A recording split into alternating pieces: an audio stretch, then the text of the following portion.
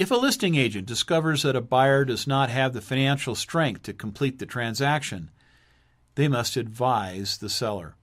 Again, we're not trying to provide an exhaustive checklist of information which must be disclosed.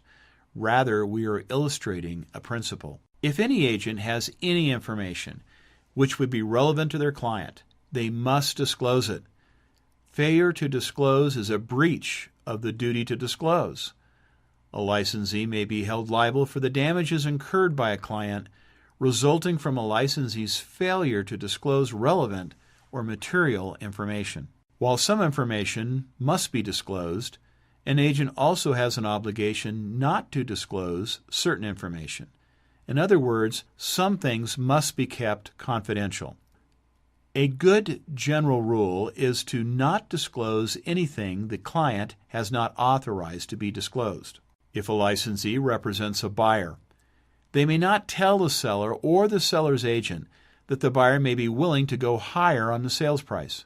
The buyer's agent may not tell the seller that the buyer must be in a home by the end of the month. Such information may adversely affect the buyer's negotiating position.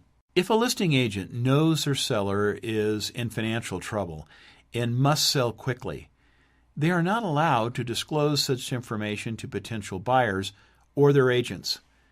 Again, such information may adversely affect the bargaining position of the seller. Some sellers may want their agent to advertise that they are motivated. If a seller authorizes the disclosure of the information, obviously the licensee may disclose. Licensees should carefully consider the effects of disclosing information before disclosing it. Many pieces of information may seem harmless or irrelevant. However, in the hands of another party, the information may be used to gain an advantage over the client. As we mentioned earlier, the duty of confidentiality does not allow a licensee to avoid disclosing material information regarding the property to interested parties. In this case, the duty to the client is trumped by the duty to the general public. Accounting. At all times, a licensee is required to be able to properly account for monies received from their client or received on behalf of their client.